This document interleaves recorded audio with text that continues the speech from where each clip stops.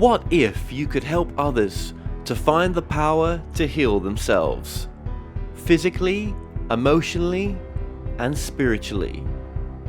When I started teaching my classes, it was in 2002, and I was just doing the past life regressions and contacting the subconscious part. But then as the time went on and we found how powerful this was and what we could do with it, a lot of the students began saying, you know, advanced past life regression doesn't really tell what it's all about. This is so much more than that. We think you should change the name. So it was a few years ago we decided to change the name to Quantum Healing Hypnosis Technique. And this is the healing technique that we've now been teaching it, well, since 2002, that's 12 years. What if you could time travel with them? Visit mythical places or angelic realms, other worlds, other galaxies. Help others to speak to their higher selves. You can. Dolores has taught thousands of people from across the world how to use QHHT, and now you can learn her method by going directly to dolorescannon.com. And don't forget to mention the discount code MORETALKS.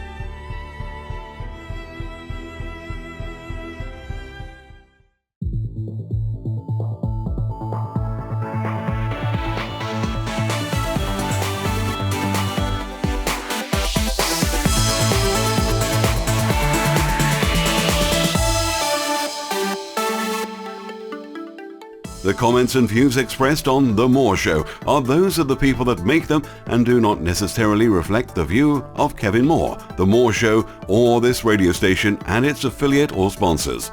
This show is for entertainment purposes only.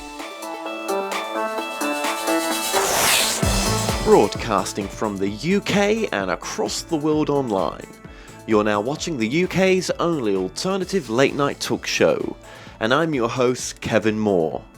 For the next hour, I'll be covering subjects that will open up your mind and provide you with information you may have never heard before. On today's show, I'm joined with Chris Nelson.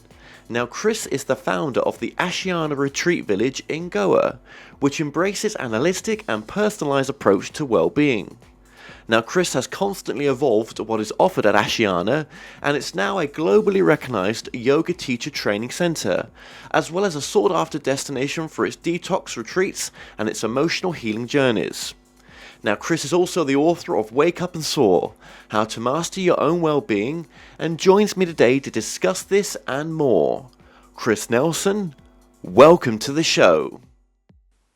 Thank you very much, Kevin. Good morning. Good morning to you. Now, just for us to get this right, you're not abroad right now. You're in London, where I'm in London. Same country as me, the UK, for those listening abroad as well. And I say that because just prior to coming on air, I was thinking, well, I wonder if he's going to be in Goa today, because that's where one of your retreat centers are. Yes, it is. And it's beautifully sunny, so you could be fooled into believing that I actually am in Goa. I know it's a bit. No. Normally, the weather in the UK is not always that great, but that's right. Yeah, it is actually quite nice today for once, and hopefully, we're going to get a summer. Well, this is going to be an interview based around your book, Wake Up and Soar, How to Master Your Own Wellbeing. But as I was saying to you off air there, Chris, as well, I always like to get to know a bit about the guests and their background, and kind of go just a few steps back prior to the person that you are now.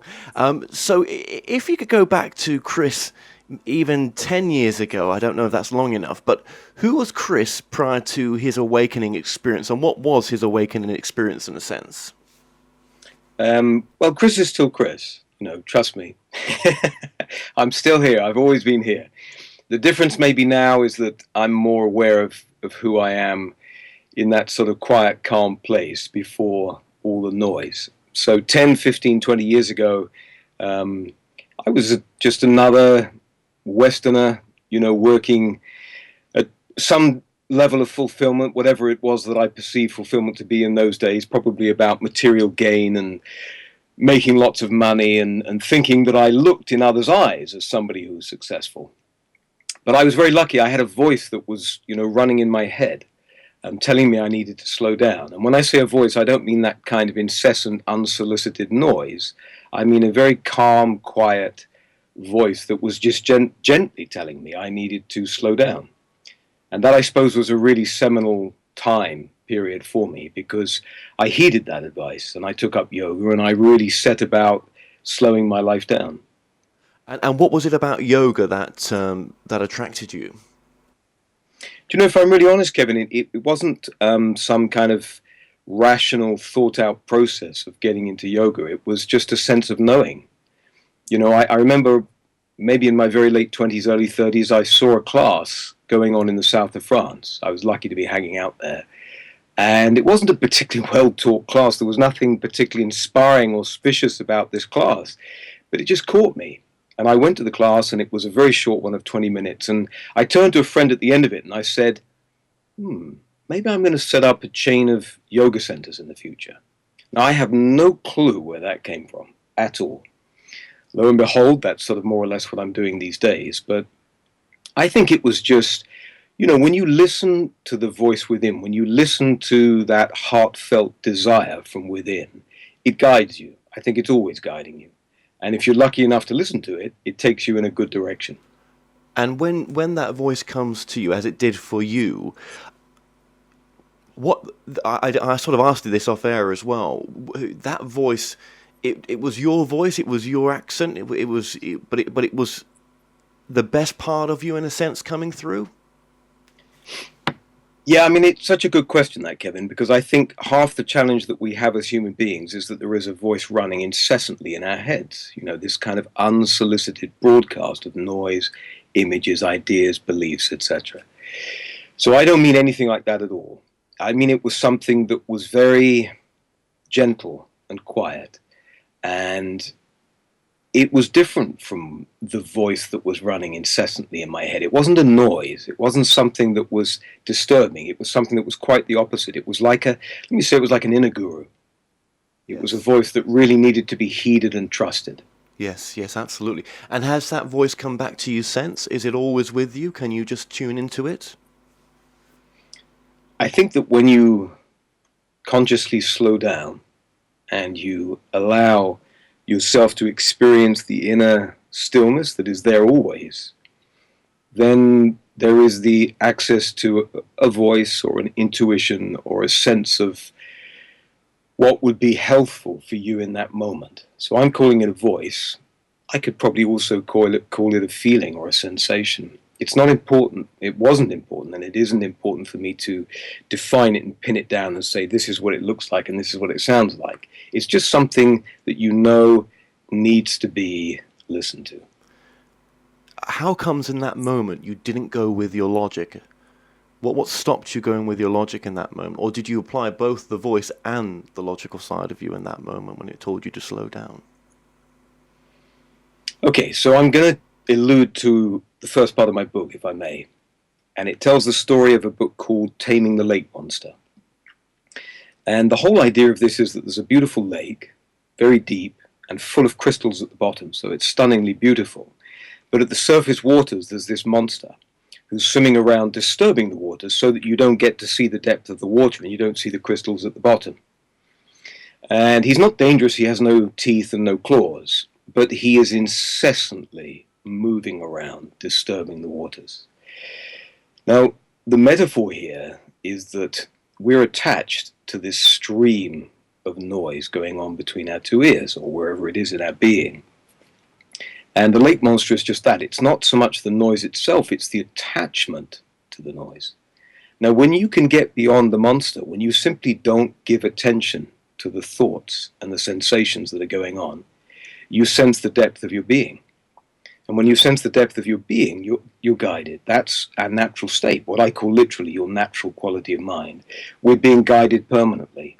So I think that when you've practiced this a little bit, you start to differentiate very clearly between the monster swimming around and your tendency to attach to all that stream of thinking versus what's there at depth. It's very palpable. It's clearly different.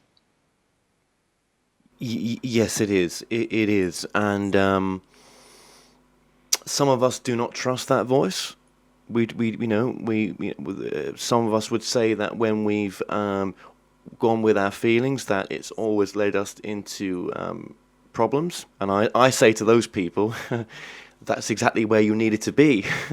You did listen right. It's the experience you needed to have. And I know those who have listened to that voice and continue to, and have had nothing but joy from it. Even though life will always truck them challenges, there's challenges all around us, even then when we listen to that voice. It's bound to be. We live in a reality where that takes place. But it's still a much more beautiful life to listen to that and go with that than not to listen, would you say? Yes, definitely. I mean, I like what you say about the fact that whatever we're doing, it somehow is always the right thing, you know. And the Indians, the tradition in Hinduism and yoga is beautiful, because they what we call in Western science causality, cause and effect, they call the law of karma. And the idea is that, you know, whatever you've said, thought, done in past lives, if you believe in that, or even just in this life, and in this current moment, we're producing causes of future effects. Now, life is an utter mystery, so we have no clue what the effects are going to be, when they're going to hit, how, if. So the idea is that somehow life is always perfect. It's simply manifesting as it needs to manifest in order that we can wake up, in order that we can be the best that we can be. But if we truly want to learn from these happenings, then my experience is the best place to be is in that calm, still space below the monster moving around. In other words, the incessant noise of the mind. If you can access the stillness, you're going to be guided in a much more helpful way. Absolutely. Now we're going to get into the solution, which you call wake up and soar. Some of the key principles of that. What is the solution for some of the listeners now, watchers now, viewers now, shall I say, to get into that space? Is meditation the only way in, or one way in? You know, meditation is a very, very general term, which, like so many words today, has become slightly overused, mindfulness, and there's then built up a resistance to it. So in the book, I don't call it meditation, I call it relax. Because in essence, what meditation is, and mindfulness, it is the process by which you calm the mind.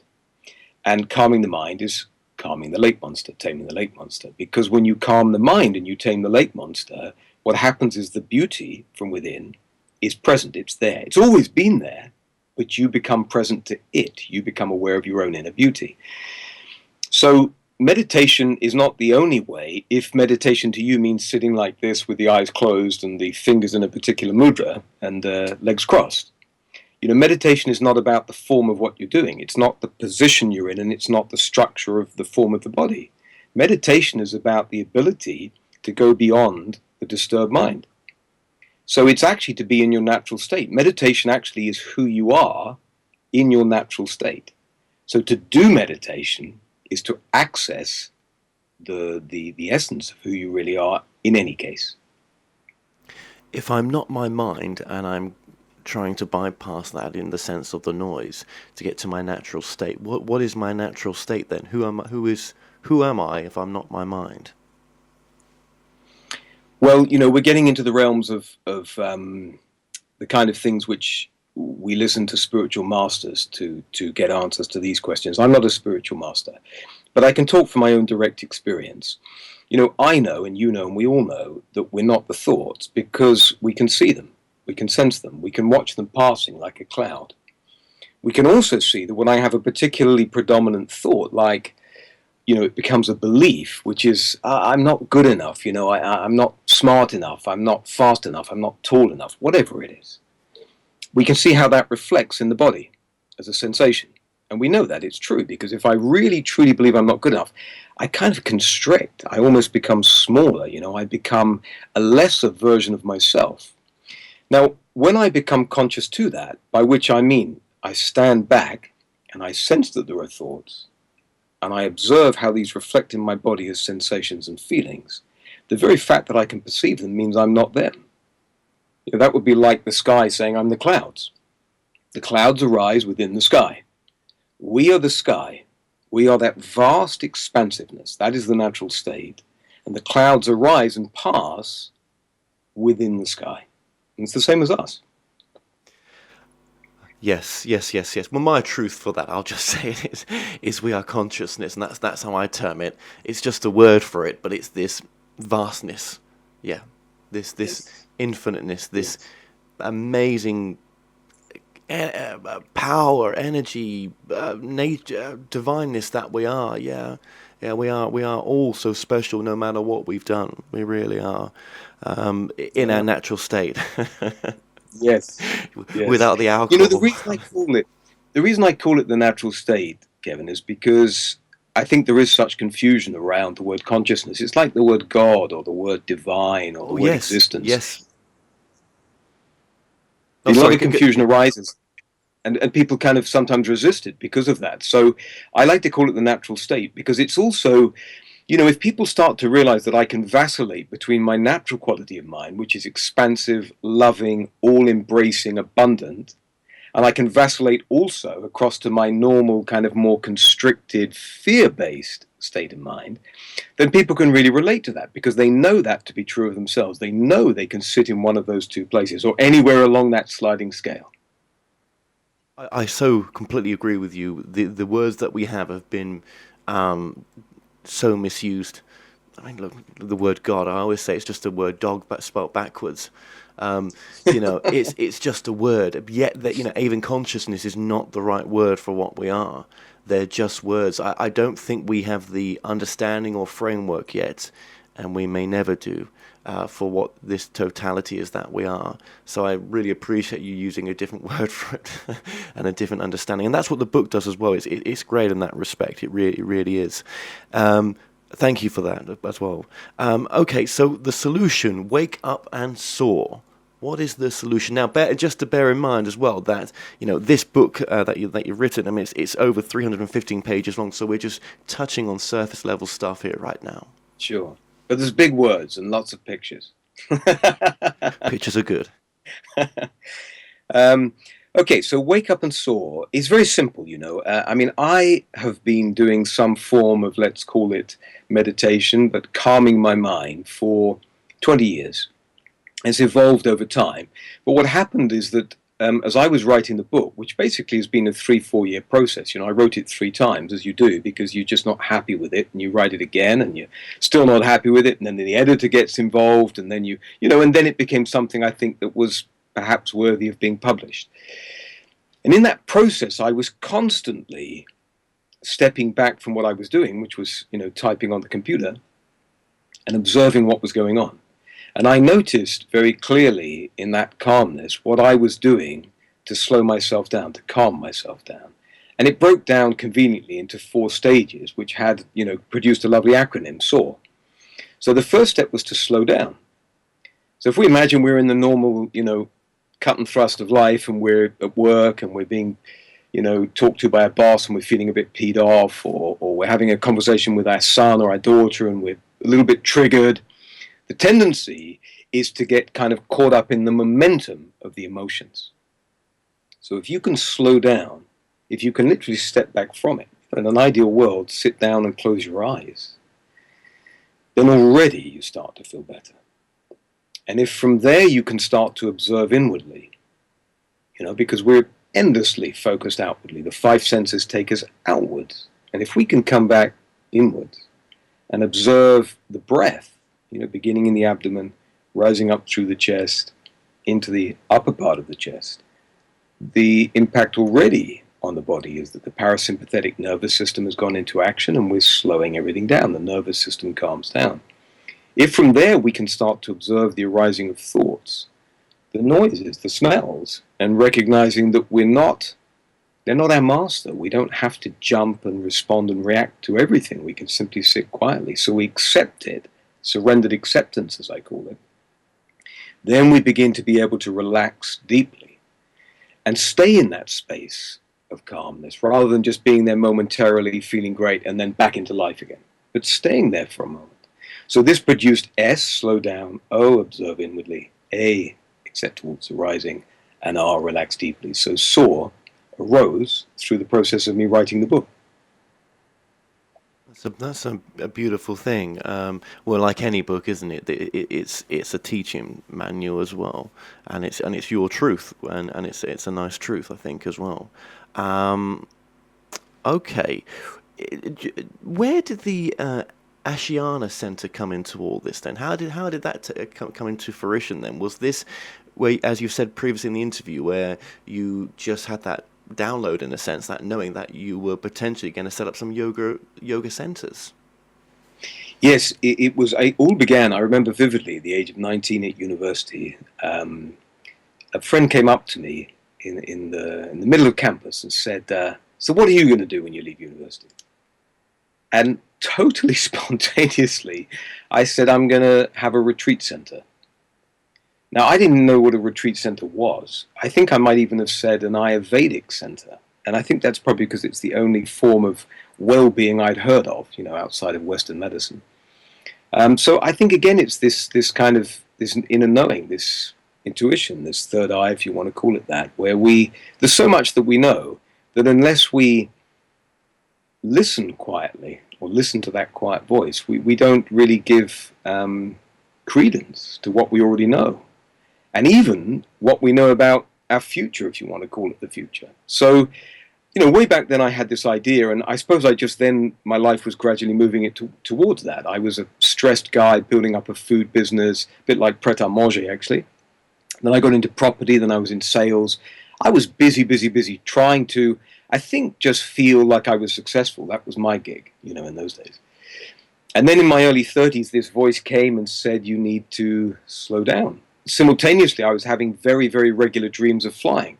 And this was beautiful because dreams of flying for me were about freedom. You're walking along the ground and then you take off and you fly. And it's the most incredible feeling of, on the one hand, something that's utterly natural, like I was designed to fly. But on the other hand, it was something that was beautiful, that arose because I was calm. I was asleep. And yet the mind was active. And so I was just being guided. And then I started running retreats. As I took up yoga, I became a teacher, was running retreats, and was traveling all over the world looking at different places. And I found my little spot in the north of Goa. And, thanks to life, that then became Ashiana. What is it, and Goa is in India? Yes. Yep. What is it about India that those going through a spiritual awakening process sometimes are very drawn to, and those that come to your place would feel that connection with India? What have you thought about this? That there's something very special about India. Yes, in fact, just before I wrote the book Wake Up and Soar, I wrote another one that was not worthy of being published called Waking Up in Goa. And it was really about exactly that. It was a guy, it was based on me, who was in London and stressed and not very happy and confused and just wondering what the heck this thing was all about called life, and was really pulled to India. Now, in my case, I was a yoga teacher, and in those days I probably would have called myself a yogi. And India was the home of yoga. But it's more than that. India has something about it. If you visit India, it is an absolute affront of the senses. The smells, the colors, the noise is just insane. And there's something very, very beautiful about that, because it's so disturbing, it almost sends you into a kind of a reverie. At least that was my experience. I remember coming out of Delhi airport for the first time, 10 million people standing there waiting to meet and greet their loved ones. Yeah. And I'd never seen anything like it. I felt like I'd just landed on an alien planet. And my experience of being there for a few weeks was just to push me into a space of calmness, or calmer than I was used to being, amidst this incredible noise and affront to the senses. So I think there's something special about India. I don't think it's the only country that has this something special about it, but it has such an incredible heritage of spirituality. It has such a beautiful culture, which I have to say, forgive me for saying this, I say this to my Indian friends, is somewhat being lost today because they're lapping up Western ways like it's going out of fashion. Oh, they are. Yeah. But it's something special in India, I have to say that. And I think people often pull to that. They recognize it, they sense it. Absolutely. And how do people, if they, I mean, we're just putting, there's just video coming on the screen now of the Ashiana. And as it's just going on, I mean, how do people get into looking at the Ashiana? Is there a website for it, basically?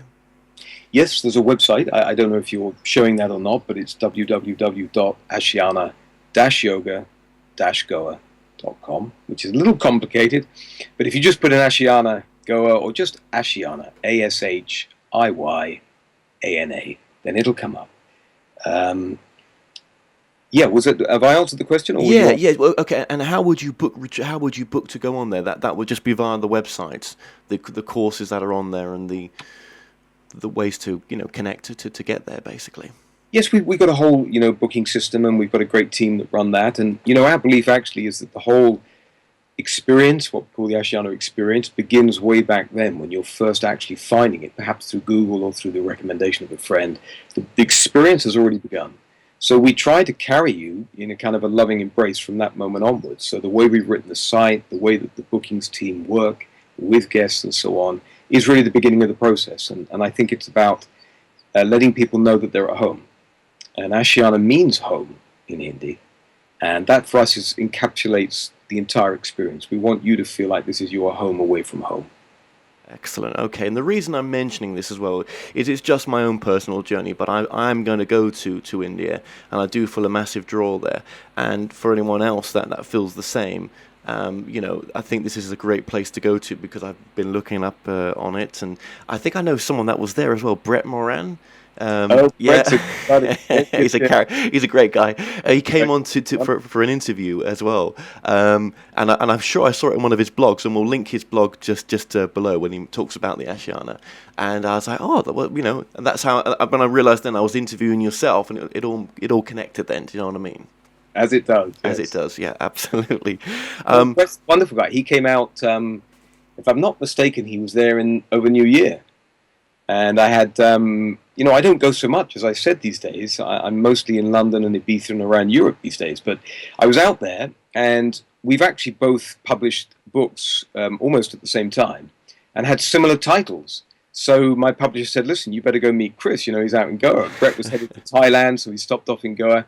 And we became best of buddies. I think Brett's amazing. His story is incredible. It is. He's a good guy, Brent. He really is. So there you go. There's another small world. Two of the guests on this show know each other as well, which is the way these things work as well.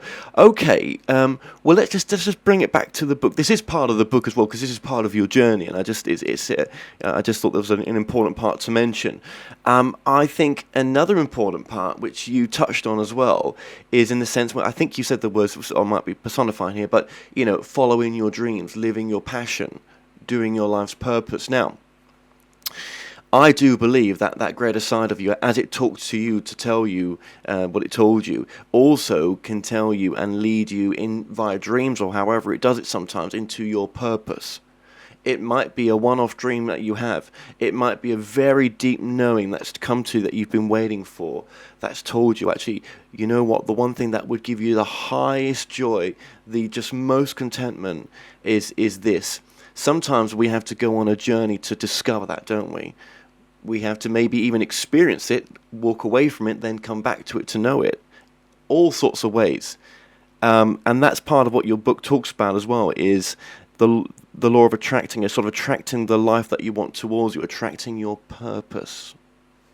Yes, absolutely. I mean, the first thing I would like to say, if I may, is that, I've always been somebody who's had very clear goals, and I'm blessed that I seem to have the disposition where I can go for those goals.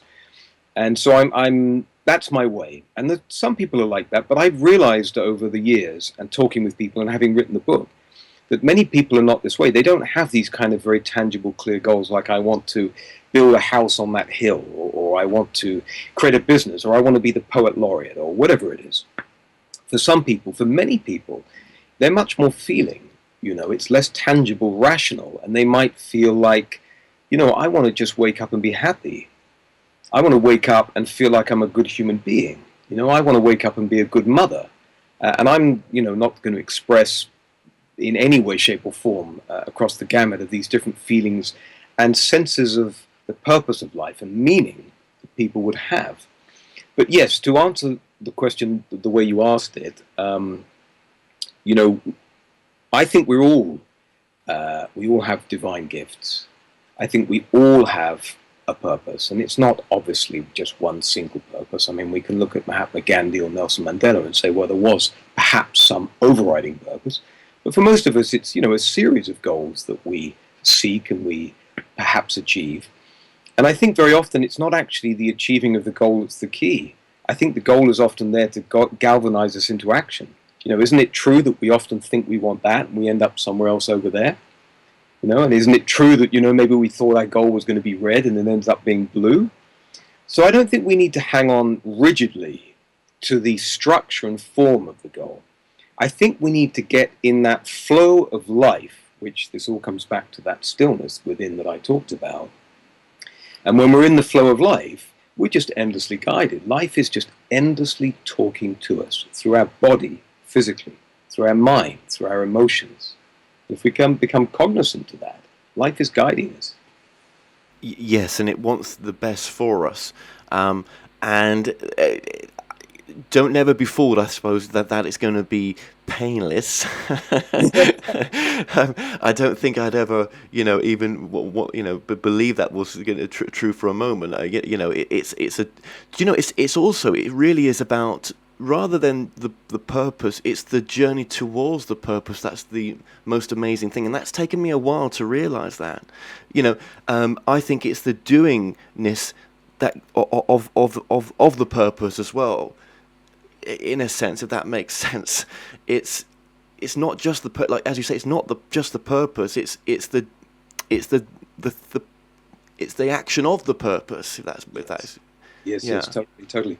It's, you know, it's a little bit like, I realized when I was writing the book that I had a dislike of the word habit, and I realized what this was, because for me, habits are most often unconscious, by which I mean we're not literally present to what's going on. So I give you an example. We wake up in the morning and we go to the toilet, we do our teeth, we have a shower.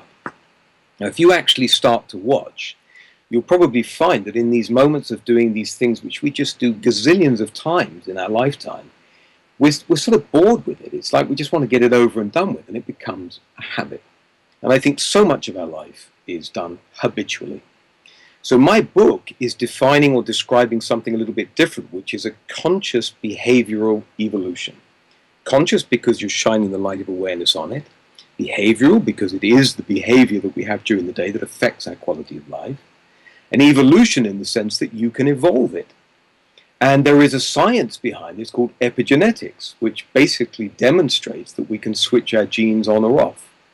So when you talk about goals and passions and even just the little things that we do day to day, the key is to keep checking whether we're actually there. Am I actually here present at this moment, or am I lost in thought about something quite different? Oh gosh, yes. Yes, okay, some really deep stuff here as well. I appreciate you sharing your time with us. That's so true.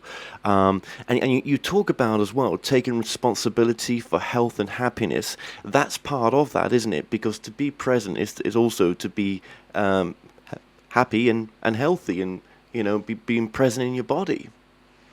Yes, completely. I mean, I think we live in a society today. This has probably always been the case to some extent, but I think we live in a world where we're encouraged to delegate responsibility.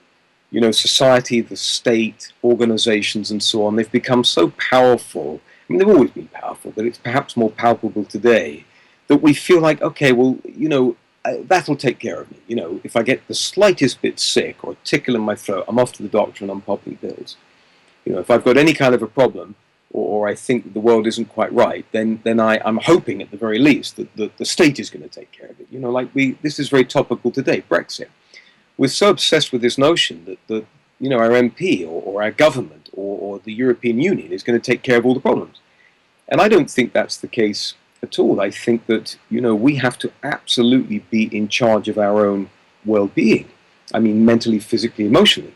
You talk specifically about, I think, well-being in the sense of healing and not being well or preventing being unwell. I think we have far more power than we're led to believe. You know, we're not taught these things at school or university. Our parents didn't tell us this. It's not perhaps known. It's not perhaps a popular thing to say.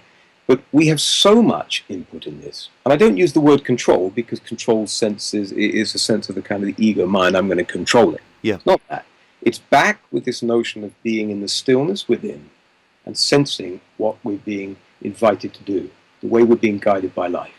I believe that I can prevent so much of what might perhaps have happened to me if I had an unhealthful lifestyle, or if I was deeply unconscious as I just kind of meandered through life.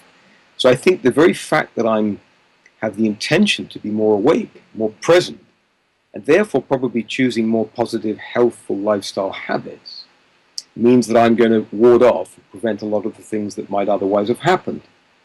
Equally, if I do fall sick, I'm going to do things, I'm going to have a positive frame of mind, I'm going to invite into my life, detox and maybe holistic healers, and I'm going to get a ton of nature, and I'm going to completely step away from anything that's remotely stressful. I'm going to eat healthfully and so on. This can only benefit my well-being. Well, stress is another big one, isn't it? Stress is a huge issue with well-being nowadays. How do you deal with stress, with all the way that you understand life now, in a sense, the way that you live life now? Well, just to give you a statistic, which I used in the book, something like 70 to 80% of people that go and see their doctor in the States or in the UK have some kind of mental issue. And that's almost an unpalatable term, mental issue. What I mean by that is anxiety, depression, confusion, deep uncertainty, whatever you want to call it. These are mental issues. And Mind, the organization in the UK, estimates that £1 billion needs to be spent today, the National Health Service, just to address mental health. So it's a big issue. Stress, chronic disease are going through the roof. How do we address it? Personal responsibility. Recognition that we've got a lake monster. And if we keep attaching to that lake monster and believing every single thing that is whirring through our mind, then we are making a master of a conditioned mind. We have to learn to step back, whether it's mindfulness, meditation, SOAR, or some other activity, Tai Chi, yoga. We need to do things which empower us to calm our own minds. So how do I deal with it? If I get stressed, often these days, I recognize it very quickly, and I'll do everything I can to slow things down, to step away from that which is causing me stress. Shine the light of awareness. Ah, right, okay. It sounds so simple, that does. It sounds so simple. Yeah, it does, you're right. It does sound simple, and is it simple? Well, it's simple, but not easy. Let me put it that way. It's terribly simple, but it's not easy, because when we're caught up in the moment, we are caught up in the moment, and we're going through that roller coaster of emotions. But the simple fact that it's possible is enough for those of us with an open mind and an open heart to push towards that opportunity and that possibility. And you do need to have willpower here. You do need to have courage. You need to go and seek out a teacher, a master, a class, some form of self-help, read a book, whatever it is. You've got to step up to the mark. Absolutely. And do you think with applying what the book teaches, SOAR as well, and so many other principles, that you not only treat yourself differently, kind of come from a different space and lovingness towards yourself, but you treat others differently, because there's so many people out there that are bloody angry. You've just got to look on our roads, haven't you, with road rage and other things. Why do we carry this anger around with us? And can SOAR help us to, as you say, step away from this and cut down the mind noise and become into our true self? Okay, again, it's a question which, I'm not a spiritual master, but I can tell you what I know from my direct experience about anger. Anger is never the primary emotion. Never. Anger is a reaction to a primary emotion, which is, let's call it sadness or fear. And sadness or fear define that normal state. In other words, when we are lost in the belief systems, he shouldn't have said that, they shouldn't be doing that, my mother shouldn't behave that way, or whatever it is. We're already lost in a contracted, fear-based state of mind. And because that's so uncomfortable, one thing piles on top of the other. The discomfort causes a reaction, which very often is anger. Unless we've got a high EQ, emotional intelligence, or we're just very much more aware than the average human being, we react, we become angry. And we see that in the way that you've expressed it, road rage. We see it in the wars that are fought today. I mean, how much anger is out there today? That's right.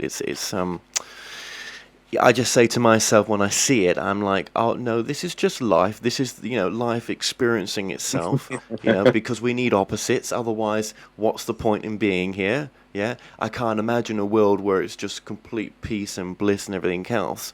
I think that world is potentially where we've come from, but being here, there seem to be a sort of veil over us where we've forgotten our true nature, and through books like this, it helps us to remember who we are, right?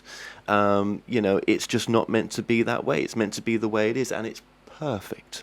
Yes, just completely. In fact, not just perfect, it's absolutely a positive in a very kind of obtuse way. I talk in the early part of the book about the trends on planet Earth. And it's very easy today to see the negative aspects. We've got so much insanity going on today, from Brexit to the wars to the way governments behave and so on. And locally around us and within our own being, we sense the anger and the discomfort perhaps. But you see, I see this all as a trigger. I see this as a huge positive. I think we're at the most monumental tipping point in the history of humanity, and God knows we need it. I think, the heat is being turned up, and I think that we're seeing how insane this human project is right now, and that's causing people to wake up. So on the one hand, you've got this kind of these, let's call them the negative or the problem trends, but really they're pushing an awakening, and they're creating these hugely positive trends. So many people are awakening. It's so true what you say. I mean, you must have seen it in your short lifetime as well, in a sense where, just the way it is now with people that come to your retreats, people that you've met, that awakened people that were maybe scared to have come out, in a sense, years ago, but now it's like it's kind of cool. It's the norm. It's a better way of being. Yes, I mean, I'm always a little cautious to use the word, awakened, and I know you weren't making it anything kind of categoric, but, I'm not an awakened human being any more than, the majority of other human beings are. I think it's simply that as you travel this spiritual path, or this path towards wanting to understand life better, you start to recognize that there's a normal and there's a natural quality of mind. And I'm going to keep coming back to that because It makes it really, really simple and grounded. Okay. And I can be fearful and I can be aggressive, in my tone. I can be very reactive. I've got that. That's my normal state of being. And we've all got that. Let no man deny that. But I can also increasingly be in my natural quality of mind, where I'm more abundant, where there's space for the things that I don't like to pass through my being. The clouds pass through the sky. And I can accept them. I can be more calm with things that are just normally unacceptable. So I think it's important not to think, in the sense of, okay, now I'm awakened, or something's happened to me and I've had this sort of, this epiphany, and now things are going to change. Good luck. Well, what about a different word than a re-remembering of who you are? Yeah, absolutely. But then you forget again. That's my experience. Yes. The beauty of realizing that you're lost is that you're found. In the moment when you recognize that you're lost, in other words, you suddenly recognize that for the last 10 minutes you haven't got the faintest clue what's been going on. This could happen driving the car. Isn't that the truth? So true. For the last hour and a half, where have I been? Now, thank God we've got this insanely brilliant mind that enables us to stay safe, or relatively safe. Of course, if we're really truly lost in the thought processes and the feelings in the body, it may well cause us to crash or fall asleep or whatever else.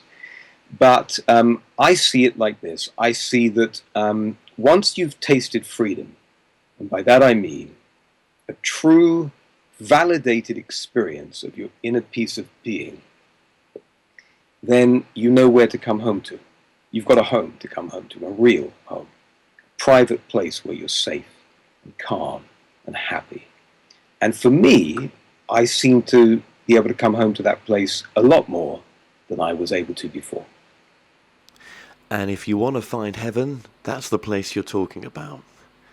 Yes, I mean, I don't want to cast aspersions on the way that religious teachings have perhaps been misinterpreted or misunderstood, but I think the whole notion of heaven and hell and all other forms of expressions of that notion is precisely that. You know, hell is not a place you go or come from or might be going to or might be in a holding bay.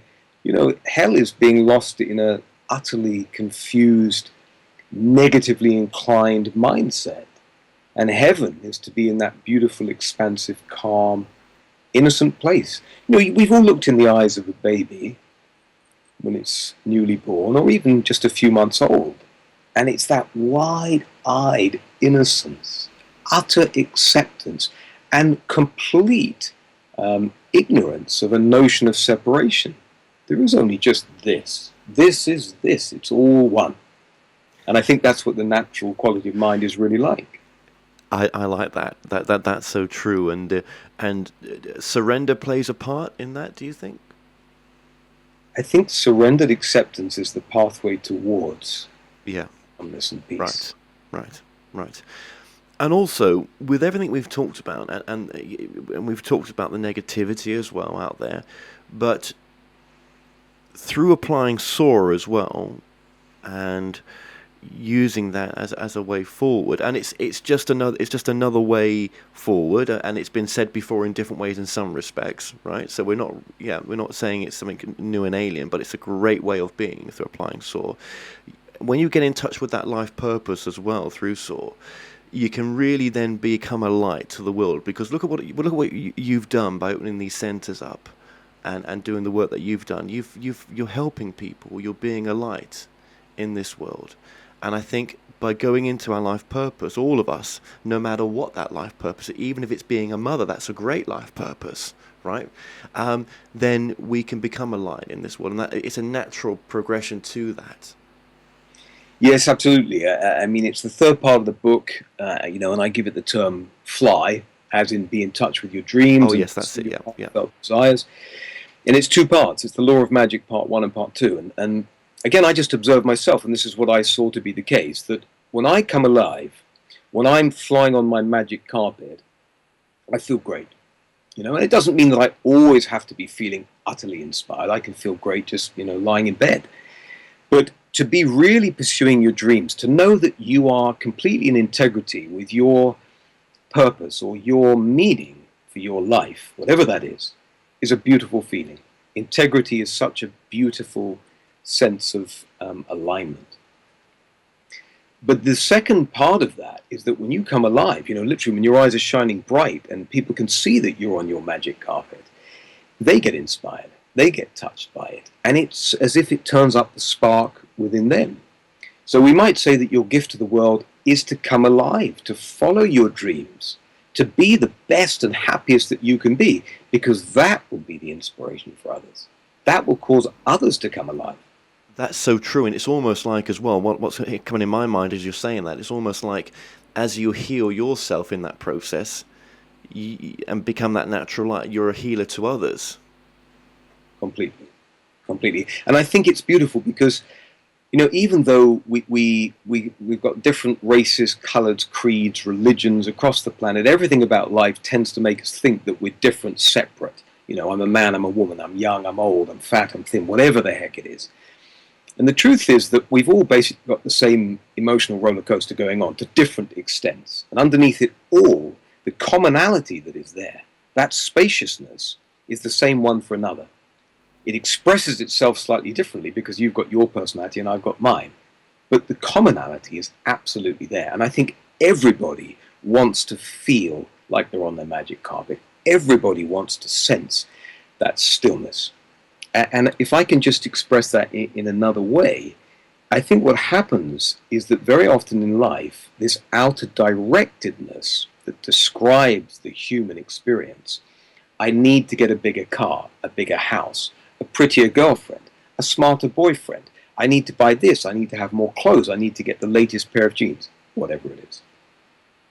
What that yields is a very momentary blip of happiness. And it's genuine, it's there, we feel good, genuinely.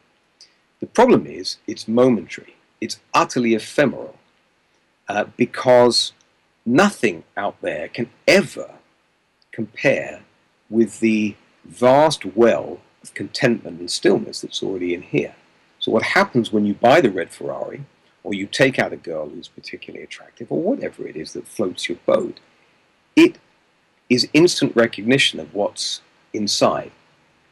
But it doesn't help you to understand that that's what's making you feel good. What we think is it's the external thing that's making us feel good. It's the red Ferrari.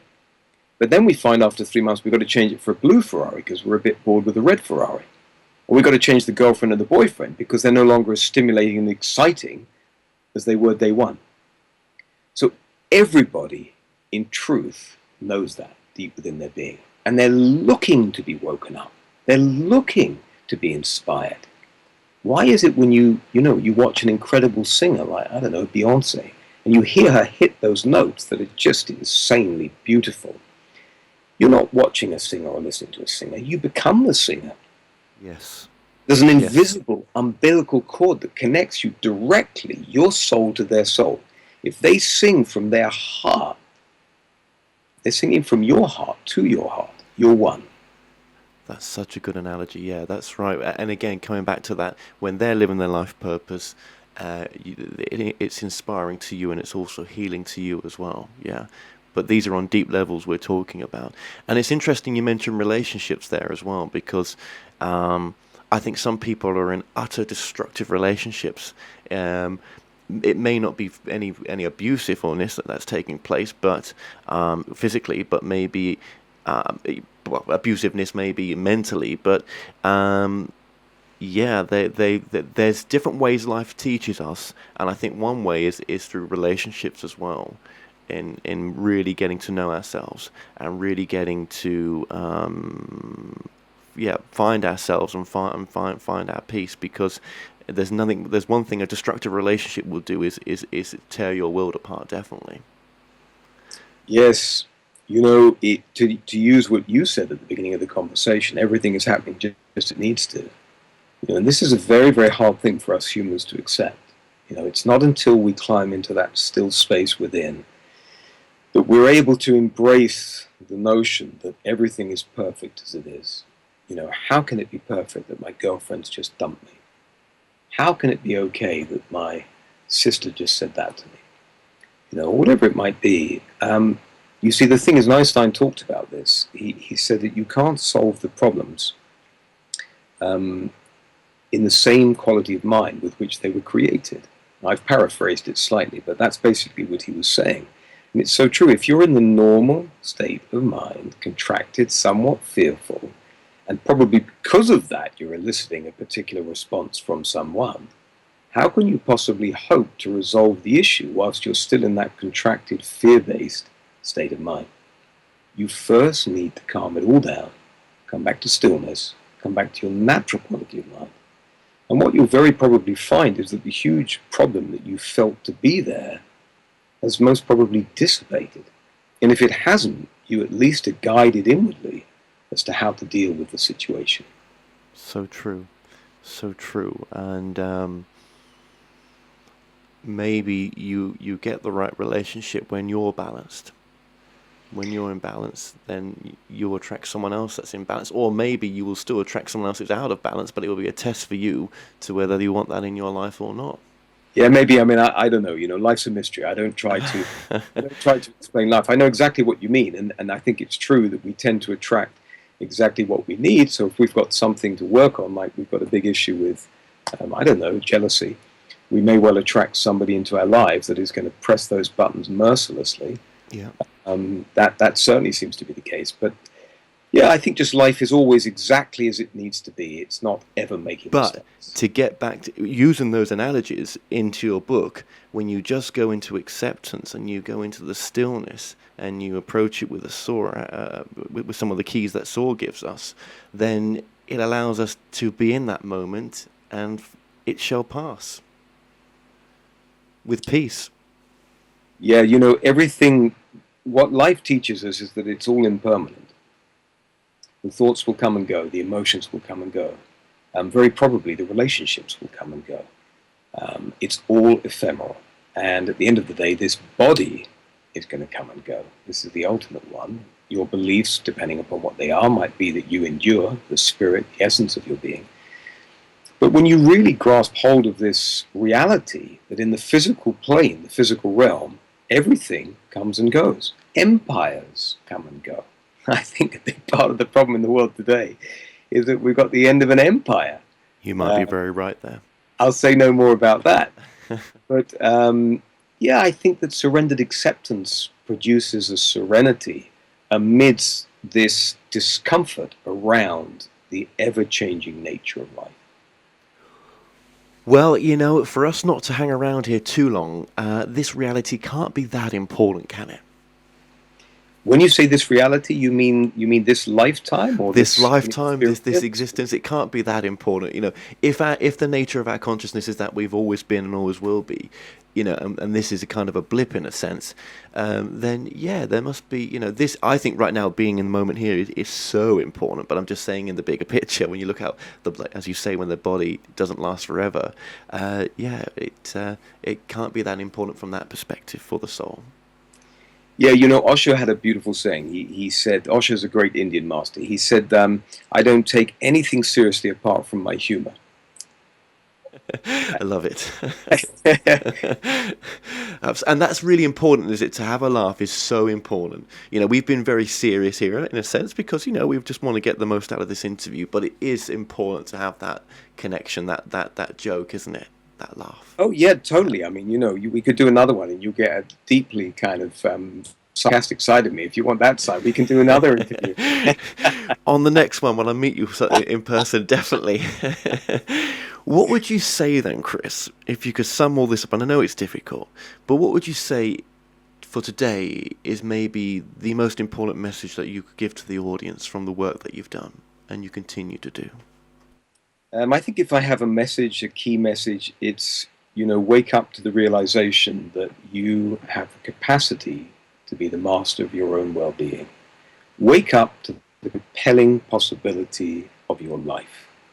And the way to do that is to take responsibility, to start to recognize that what's going on up here, the noise, the thoughts, the belief systems, you don't have to believe them.